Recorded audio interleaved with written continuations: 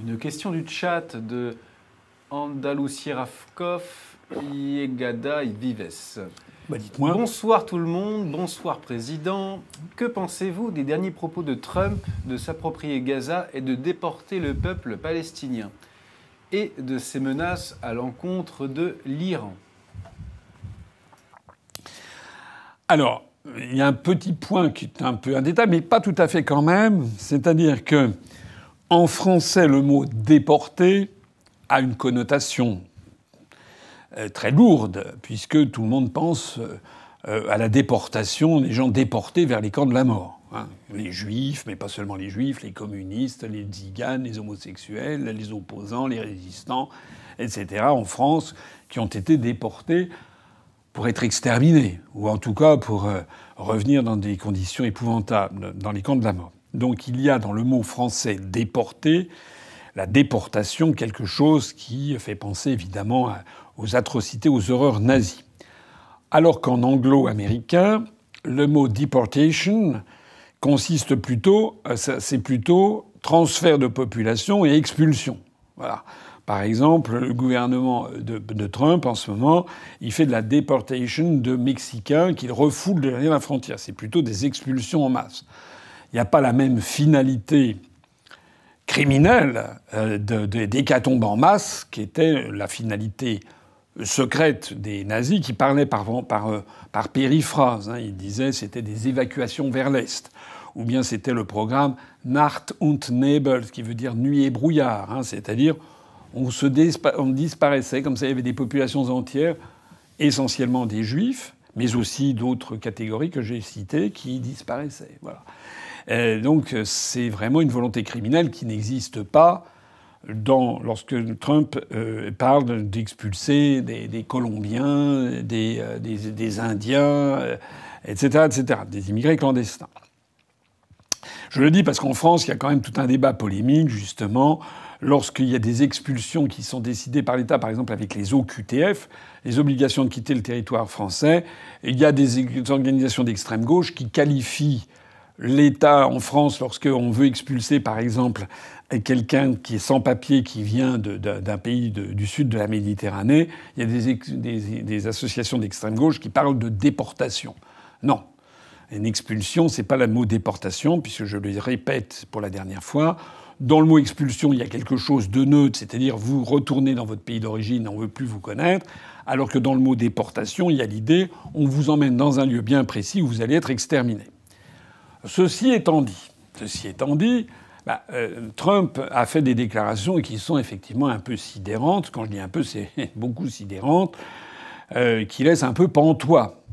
C'est pas la première ni les dernières, parce que depuis qu'il a pris ses fonctions, il multiplie les annonces plus extravagantes les unes que les autres. Le fond de ma pensée, je rappelle que, et je le redis parce qu'il y a des gens, on est dans un problème en France, c'est qu'on ne peut pas être nuancé. Lorsque, par exemple, je dis que la Russie a des raisons tout à fait justifiées de récupérer la Crimée et le Donbass, aussitôt on m'a qualifié d'être un agent de Poutine, d'avoir des valises, enfin vous connaissez le truc. Non, je fus le premier à condamner l'invasion de l'Ukraine le 22 février 2022. J'essaie de trouver la justice. Mais c'est pas parce que je condamne l'affaire du 22 février que je vais dire que Poutine a tort sur toute la ligne. Ça n'est pas vrai. De la même façon, rappelez-vous, lorsque Barnier avait été nommé Premier ministre, j'avais dit, attendons de voir. Aussitôt, il y a eu une petite cabale orchestrée toujours par les mêmes qui ont voulu me faire passer pour le type barniériste, que j'avais reçu non pas des valises, mais un Marocain ministériel. On avait dû me promettre un poste de ministre, etc., que je m'étais vendu à Barnier. Je n'étais pas du tout vendu à Barnier. J'avais dit, attendons de voir. Il avait tenu des propos au moment de briguer l'investiture des Républicains en 2021. Il voulait suspendre les applications des traités. Je me suis dit, on va voir ce qu'il va faire. Et puis lorsque j'ai constaté qu'il n'en faisait rien, j'ai critiqué comme tout le monde. Alors aussitôt, on ne peut pas avoir de propos nuancés. C'est pareil pour Trump. Pour Trump, j'ai dit, et je ne suis pas le seul, que je me félicite que Trump ait été élu président des États-Unis à la place de Kamala Harris. Parce que Kamala Harris, elle avait à peu près le même quotient intellectuel que Madame Nathalie Loiseau, c'est-à-dire c'est une marionnette dans la main de l'oligarchie, et Madame Kamala Harris aurait été la marionnette de l'État profond américain. D'ailleurs, beaucoup d'Américains disaient que Kamala Harris, ce serait le 4e mandat Obama. Puisque, vu des États-Unis, il y avait beaucoup notamment de gens de sensibilité républicaine qui considéraient que Obama avait fait ses 2 mandats officiels, ensuite que Biden était son homme de pas, était la marionnette d'Obama, et que Mme Kamala Harris serait sa 2e marionnette. Donc il y avait des slogans non au 4e mandat d'Obama. Je m'en félicite qu'elle ait été battue, parce que là, on était parti directement pour un conflit majeur avec la Russie, avec des envois d'armes, etc., et peut-être un conflit ouvert, une 3e guerre mondiale avec la Russie.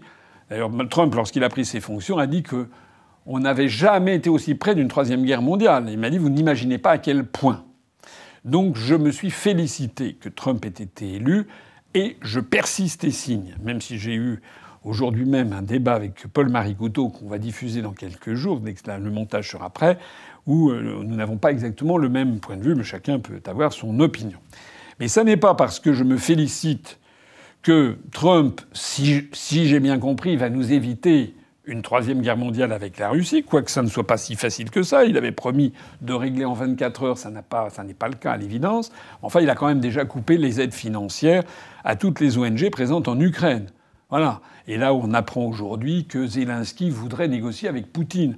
Poutine a déjà d'ailleurs répondu qu'il ne négociera pas avec un dictateur, puisque on peut dire ce qu'on veut de Poutine, il a quand même été élu selon les formes constitutionnelles, alors que Zelensky, lui, a fait annuler toutes les élections et il s'est maintenu au pouvoir. Voilà. Bon. Donc, moi, je me félicite de ces évolutions quand même, on sent que c'est plutôt, on va plutôt vers une fin de la guerre en Ukraine. Mais pour autant, c'est là où il y a le problème de la nuance, et pour autant, je ne suis pas un adorateur de tout ce que fait Trump. Loin de là. J'ai même été, je crois, le tout premier, dès le lendemain de son investiture, à souligner qu'il y avait des choses que je trouvais qui n'étaient pas bien. Je ne trouve pas bien les propos qu'il tient sur le Groenland, ou bien sur le canal de Panama, ou bien sur le Canada. Je trouve que c'est jeter de l'huile sur le feu pour rien. Alors là, ce qu'il a décidé... Alors il a reçu en grande pompe le Premier ministre israélien, Benjamin Netanyahou. Bon, un petit peu gênant, à mon avis, pour un certain nombre d'observateurs, parce que, bien sûr, que Trump donne un signal très favorable à l'extrême droite israélienne, une vraie extrême droite, pas seulement Benjamin Netanyahou, mais les 2 ministres d'extrême droite, notamment M. Smotrich, là, qui veut créer le Eretz Israël, c'est-à-dire un grand État d'Israël qui agglomérerait à Israël toute la Jordanie, le sud de la Syrie, l'ouest de l'Irak, le nord de l'Arabie saoudite et l'est de l'Égypte, s'il vous plaît. C'est de quoi mettre la planète à feu et à sang. Bon, je ne trouve pas bien que Trump prenne un parti pris aussi flagrant. Et alors la dernière déclaration qu'il a faite, effectivement, sur le fait qu'il voudrait chasser, en fait, enfin expulser tous les Gazaouis et transformer la bande de Gaza, tout raser et transformer ça en une espèce de Disneyland ou de Côte d'Azur américaine. J'ai même cru comprendre qu'il revendiquait the ownership, la propriété pour les États-Unis de la bande de Gaza. Ce qui donne un peu le tournis. Il y a un mérite que je vois dans ce genre de choses, un seul, c'est que Trump est en train de montrer un grand retour de la politique. Parce que nous, on est habitués en France à avoir en fait une succession d'eunuques du sérail depuis 20 ou 30 ans, et qui sont là, qui poussent des cris effarouchés devant n'importe... mais qui, en fait, ne débouchent jamais sur rien. Il n'y a plus aucune décision importante. Moi, par exemple, dans mon programme présidentiel de 2022, j'avais écrit noir sur blanc que la France devait sortir de l'OMS. Oui. Évidemment, alors tous les bien-pensants... tous les Édouard Philippe, vous savez, celui qui a les poils de la puberté qui lui reviennent, tous les Olivier Faure, tous les Boris Vallon, tous les Macron du monde, etc., tous les Wauquiez, etc. Oh là là, on ne peut absolument pas faire ça. Parce qu'ils ont peur de simplement prendre des décisions qui choquent, en fait, l'opinion dominante. Voilà. Et d'ailleurs, c'est pareil ou même pour le Rassemblement national, Le RN, on ne sait plus d'ailleurs quelle est la position du RN sur des quantités de sujets. Le RN qui d'ailleurs n'a pas voté la censure tout à l'heure. Donc le RN, en fait, est devenu une opposition de pacotille. Voilà. Hein, le RN n'avait pas dans son programme des choses très extraordinaires. Tout a été aseptisé, raboté, etc., conditionné pour complaire aux gens. En fait, au Rassemblement national, comme dans tous les autres partis, même d'ailleurs, le LFI est un peu à la limite, parce que lui, ils font de la provocation dans un autre sens. Mais la plupart des partis politiques n'ont pas de propositions significatives, en fait. Voilà. En fait, Mme Le Pen, M. Bardella, ils ont peur des réactions de Apolline de Malherbe ou de Sonia Mabrouk ou de Patrick Cohen. Alors, vous vous rendez compte ? Si Bardella, il a peur des réactions de Sonia Mabrouk, de Patrick Cohen ou d'Apolline de Malherbe, vous imaginez comment il défendrait les intérêts de la France s'il devait se coltiner face à Trump ou à Poutine ou à Xi Jinping. Hein ? Il faut quand même que les Français comprennent que les dirigeants politiques qu'on leur présente, qui sont complètement aseptisés, qui sont à plat ventre devant des journalistes, ben voilà, s'ils sont à plat ventre devant Bourdin, vous imaginez leur capacité de réaction pour défendre les intérêts de la France face à Trump. Alors Trump, donc, sur cette affaire de Gaza, qu'est-ce que vous voulez que je vous dise ? C'est délirant, voilà, il n'y a pas d'autre mot. Parce que d'abord, premièrement, dans le droit international, on n'a pas le droit de procéder à du nettoyage ethnique. Or là, c'en est un, et pas rien. Donc déjà, c'est interdit par tout le droit international. Si jamais Trump et Netanyahou se mettaient en charge de faire ça, ils auraient l'ensemble du monde entier qui les condamnerait. Alors peut-être à part les îles Marshall ou bien je ne sais pas quoi, la Fédération des États de Micronésie ou des petits États du Pacifique Sud qui ont une voix à l'ONU et dont on achète la voix en leur donnant de l'argent. Mais en gros, il y aurait l'écrasante majorité des États pour condamner les États-Unis et Israël s'ils faisaient ça, au nom du droit international, premièrement. Deuxièmement, les Gazaouis en question, on va les mettre où ? Parce que Trump, il dit on va les mettre en Égypte, en Jordanie. Il a même évoqué, je crois, le cas de l'Indonésie. Alors l'Indonésie, c'est vraiment très très loin. Ça doit être à peu près à, je sais pas, 5 000, 6 000 kilomètres de là vers l'Est. Hein, c'est au-delà de l'océan Indien. Alors certes, c'est un pays à écrasante majorité musulmane, mais enfin, ça s'arrête là. Mais le problème, c'est que Trump, il a dit ça, mais comme on dit, il y a un dicton français, c'est qu'on ne stipule pas pour autrui. C'est-à-dire qu'il a dit ça sans avoir vérifié si le gouvernement du Caire, le gouvernement d'Amman ou le gouvernement de Jakarta étaient d'accord. Alors j'ai vu que les autorités de Jakarta, le gouvernement indonésien, a déjà dit qu'ils n'étaient pas au courant. C'est assez drôle. C'est typiquement asiatique, ça, je trouve. On n'est pas au courant. C'est-à-dire, c'est une façon très polie, mais de montrer l'incongruité du propos. Voilà, sans trop, comment dirais-je, s'attaquer à la personne. C'est très asiatique. C'est un petit peu dissimulé. Mais en revanche, à Amman et au Caire, il n'y a pas eu de réaction parce que j'imagine que dans l'esprit de Trump, c'est une partie de bras de fer et qu'il y aurait derrière des milliards de dollars qui seraient donnés à l'Égypte ou à la Jordanie. Mais je ne vois pas très bien. Tout peut arriver, mais je ne vois pas très bien l'Égypte ou la Jordanie accepter ce genre de choses. Parce que ça serait... je pense que l'organisation de la conférence islamique, l'OCI, qui est quand même assez puissante, même si elle est traversée d'innombrables divisions, je pense quand même qu'il y aura un bloc de l'OCI, un bloc des pays en voie de développement pour refuser ce qui est en fait la disparition tout simplement d'une partie de ce qui devrait être l'État palestinien. Voilà comment je vois les choses. Alors au bout du compte, qu'est-ce qui va se passer ? Je suis un peu comme tout le monde, j'attends la suite. Ce que je sais, c'est qu'il y a quand même, pour analyser Trump, il y a quand même un certain nombre d'éléments qu'il faut avoir à l'esprit. Je pense, si on veut être intelligent, si on veut pas faire de la conversation de café du commerce. D'abord, encore et toujours, en revenir à l'histoire des peuples et des nations d'une part, et l'histoire personnelle.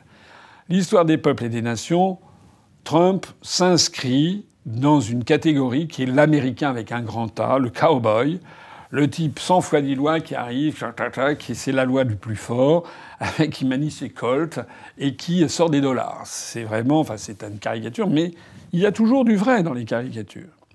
J'ai eu l'occasion de rappeler que les États-Unis d'Amérique sont Il n'y a aucun pays, je dis bien aucun, c'est vraiment très important, il n'y a aucun pays au monde qui se soit agrandi comme l'ont fait les États-Unis, c'est-à-dire en achetant des territoires qu'ils voulaient acquérir. Ça a commencé en achetant la Louisiane à Napoléon Ier. Et la Louisiane, c'était pas seulement le petit État, enfin petit, l'État actuel de Louisiane avec la capitale New Orleans, la Nouvelle-Orléans, mais c'était tout un morceau des États-Unis continentaux qui remontait jusqu'à l'actuelle frontière avec le Canada du côté du Dakota Nord et Dakota Sud. Donc c'était quand même un point très important du Middle West. Ça a été acheté à la France pour 20 millions de francs or. Les États-Unis ont acheté également à Alexandre II l'Alaska vers 1862-63, je crois. Les Russes, évidemment, s'en mordent les doigts aujourd'hui, mais bon. Les États-Unis ont également acheté de mémoire Porto Rico et les îles Vierges à l'Espagne. Ça n'existe pas. Il n'y a pas dans le monde d'autres États qui, moyennant argent sonnant et trébuchant, ont acquis 40%, 50% de leur territoire. Ça n'existe pas. Donc lorsque Trump dit qu'il veut acheter le Groenland ou qu'il veut acheter Gaza, nous, ça nous paraît délirant, mais dans l'état d'esprit d'un Américain, non. Surtout quelqu'un qui connaît son histoire. Donc ça, c'est le premier point. Le deuxième point, c'est qu'il faut en venir à l'histoire personnelle des gens. Or, Trump, c'est un individu fantasque qui a fait des déclarations à l'emporte-pièce, des déclarations parfois un peu délirantes, mais l'expérience que l'on en a, l'expérience du premier mandat de 4 ans, c'est qu'au bout du compte, ça a été un président très pacifique. C'est quand même quelqu'un qui est le seul président des États-Unis depuis peut-être 150 ans à n'avoir jamais déclaré de guerre. Et au contraire même, à en avoir terminé, à avoir retiré les boys d'Afghanistan. Donc, et dans les propos qu'il tient, notamment sur l'affaire de l'Ukraine, il a dit justement qu'il fallait arrêter parce que c'était intolérable de voir des centaines de milliers de jeunes gens mourir, ce qui est vrai. Enfin, Trump est en train de montrer, il y a peut-être du calcul, mais je pense qu'il n'y a pas que du calcul. Quand un monsieur à 78 ans, il mesure la vie. Autant vous aviez des monstres froids, des espèces de criminels de masse, hein, Obama, Hillary Clinton, Victoria Nuland, George W. Bush, tout ça, ce sont des criminels de masse qui n'ont pas hésité à faire tuer des millions de personnes avec tous les conflits qu'ils ont déclenchés. Autant on a le sentiment qu'il y a dans les tréfonds de l'âme de Donald Trump quand même quelqu'un qui justement est malheureux de tuer des innocents. Modulo, il a quand même bombardé le Yémen. Là, j'ai vu qu'il a bombardé la Somalie. C'est quand même un président des États-Unis. Hein, nous l'oublions pas. Je ne vais pas dire non plus que c'est Blanche-Neige. Hein. Encore une fois, il faut être dans la nuance. Mais comparé à tous ses prédécesseurs, ça a quand même été plutôt mieux. Donc ça, c'est quand même cette considération devrait nous donner à penser qu'il y a dans la personnalité de Trump quelque chose qui est également typiquement américain, c'est le joueur de poker et le type qui fait du bluff. Rappelez-vous, pendant son premier mandat, il avait annoncé qu'il allait tout régler avec la Corée du Nord. Il s'y est hasardé. Il l'a fait. C'était courageux, d'ailleurs. C'est un type courageux, Trump. Hein. On l'a vu. Il a quand même failli y passer à plusieurs reprises. Il a failli être assassiné 3 fois. Donc, c'est un type courageux. Et donc, la Corée du Nord, il n'a pas eu froid aux yeux. Il est allé voir Kim Jong-un. Bon, et puis ça s'est quand même mal passé. Bon, et puis voilà, il a pris ses pertes. Donc Trump, je pense, est un type qui est dans la provocation, mais qui, moi, ce que je vois, les premières décisions qu'il prend, ce sont des décisions il est fort avec les faibles, et il est beaucoup plus prudent avec les forts. Il a annoncé, par exemple, qu'il allait augmenter les droits de douane de 25% sur la Colombie. Dans l'heure qui a suivi, la Colombie a accepté les conditions pour récupérer les immigrés clandestins colombiens arrêtés aux États-Unis, et Trump a levé les 25% de droits tarifaires. Il a fait la même chose, il essaie de faire la même chose avec le Panama, avec le Mexique, avec l'Inde, etc. Donc il joue, c'est du poker. Voilà. C'est tellement vrai ce que je dis que d'ailleurs il ne s'y hasarde pas de la même façon avec la Chine. Sur la Chine, il n'a pas dit qu'il allait augmenter de 25% les barrières tarifaires. Il a dit sur certaines spécialités 10%. Parce qu'il sait très bien que l'économie américaine est très dépendante d'un certain nombre d'importations chinoises. Et puis Trump, il sait très bien, Il suffit de lire les rapports qui sont rendus publics de la CIA, les rapports prospectifs, que l'adversaire géopolitique le plus fondamental des États-Unis d'Amérique, c'est pas la Russie, c'est la Chine. Et il sait très bien qu'il a affaire à la première économie mondiale, avec une puissance économique, industrielle, militaire désormais, mais aussi intellectuelle, en capacité d'ingénierie extraordinaire. Ça fait des années que j'explique, moi, à qui veut bien m'écouter, qu'il y a actuellement 1,5 milliard d'habitants en Chine. On peut estimer à peu près chaque tranche d'âge nouvelle, c'est à peu près 28 à 30 millions de personnes. 28 millions de Chinois nouveaux tous les ans. Voilà, nous, on est à 600 000 Français de plus tous les ans. Tous les ans, il y a 28 millions à peu près, 25, 28, je ne sais plus exactement, millions de Chinois. Et là-dessus, vous avez, nous en France, on doit péniblement avoir quelque chose comme 40 000 ingénieurs par an, français. Les Chinois, ils doivent avoir, sortant du système scolaire qui est en plein essor, en pleine effervescence, parce que les gens se battent pour la grandeur de la Chine. Nous, c'est l'augmentation de la consommation de cocaïne qui bat des records. Donc nous, c'est la décadence complète. Il faut regarder les choses en face. En revanche, en Chine, il y a un immense effort d'éducation, surtout sur un pays. La civilisation confucéenne valorise le savoir, depuis Confucius, moins 500 avant Jésus-Christ. Donc, en Chine, il doit y avoir quelque chose comme 3-4 millions d'ingénieurs de plus par an, quand nous, on en a 40 000. Il y a un rapport de 1 à 100 entre le nombre d'ingénieurs produits par la France chaque année et le nombre d'ingénieurs produits par la Chine. Donc tout ça, Trump, il le sait. Il sait à quoi il a affaire. Et donc, il ne fait pas n'importe quoi. Il a quand même autour de lui des gens, il a des ressorts de rappel. Voilà, c'est pour ça que je pense on ne peut pas juger comme ça, il faut attendre de voir. Il y a beaucoup de rodomontades et puis des choses où il va tout simplement en rabattre, comme un joueur de poker qui perd sa partie. S'agissant de la Palestine et d'Israël, il a tenu des propos qui sont très étranges, en fait, mais qui s'inscrivent dans ce que je dis, c'est qu'il a dit que on ne peut pas souhaiter comme bonheur au peuple palestinien d'être dans une enclave où leur seule perspective, c'est de se faire tuer. Parce que c'est vrai que toutes les personnes qui sont allées à Gaza depuis des années décrivent ça comme un enfer sur Terre. C'est en fait, même si cette expression heurte un certain nombre d'Israéliens, c'est quand même beaucoup de gens comparent ça à une espèce de camp de concentration à ciel ouvert, puisque les gens sont parqués sur quelques dizaines de kilomètres carrés, encerclés par des murailles, des murs infranchissables, des miradors. Enfin, c'est une espèce de bouillon de culture. Donc l'idée qu'il dit, quand Trump dit « moi, je veux leur proposer un avenir autrement, qu'ils aient autre chose que comme perspective de se faire tuer », il y a peut-être du vrai dans ce qu'il dit, même s'il s'y prend évidemment d'une façon qui va heurter la sensibilité des Gazaouis d'abord, du peuple palestinien plus généralement, notamment ceux dans les autres territoires occupés, et puis bien sûr de la communauté internationale. Voilà. C'est pareil sur l'affaire de l'Iran, et il fait monter les enchères sur l'Iran. Je terminerai en disant que je pense, je l'ai déjà dit, je peux me tromper, moi je suis pas non plus... surtout que là on fait de la prospective, donc chacun peut avoir son avis. Je pense quand même assez volontiers qu'il pourrait y avoir une espèce d'accord, de grand accord général, où les États-Unis acceptent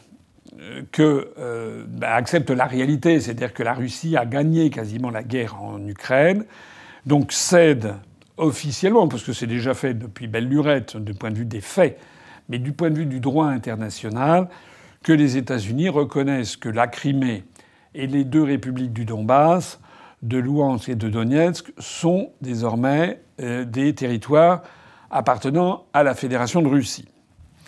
Je pense que les débats doivent avoir lieu pour savoir s'il sera pareil pour la région l'oblast d'Odessa, qui est une ville russe, russo-française, puisqu'elle a été en partie dessinée et gérée vers les années 1830 par le duc de Richelieu, qui était un Français, pas le Richelieu de Henri IV, c'est de Louis XIII, pardon, c'est beaucoup plus tardif.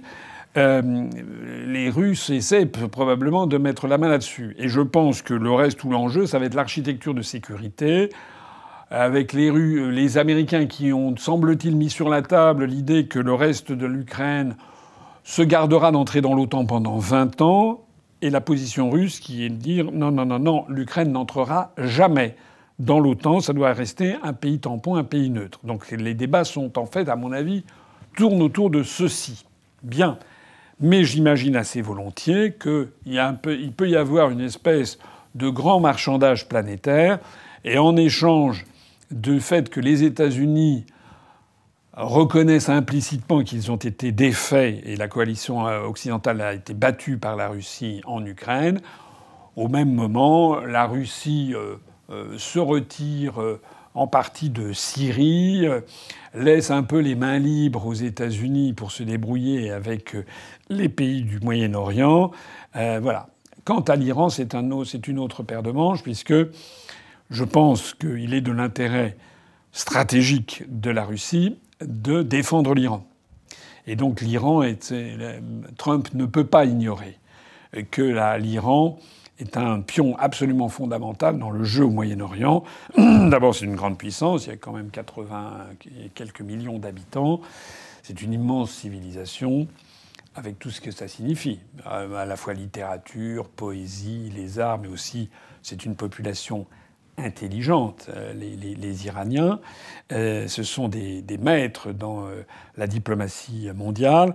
Et c'est également un élément fondamental, à mon avis, que la Russie voudra garder avec elle et n'acceptera pas que les sanctions des États-Unis et d'Israël contre l'Iran aillent trop loin. D'autant plus que le régime des mollahs s'est également rapproché de Pékin. Voilà un petit peu ce que l'on peut dire aujourd'hui. Maintenant, la suite, on va voir ce qui va se passer, bien sûr. Mais je crois qu'il ne faut pas non plus pousser toujours. Il faut en prendre et en laisser, j'allais dire, de Trump. Il y a quand même beaucoup de choses qu'il dit qu'il fait. Se retirer de l'OMS, par exemple, se retirer de la Commission des droits de l'homme de l'ONU, etc. Il le fait. Mais il y a aussi des choses qu'il ne fera pas. C'est pas d'ailleurs nous, avec le Macron national, qui allons être étonnés du fait qu'un président ne fait pas exactement tout ce qu'il dit. Parce que nous, on a un président qui ne fait jamais ce qu'il avait annoncé et dont les résultats sont exactement le contraire de ce qu'il avait promis.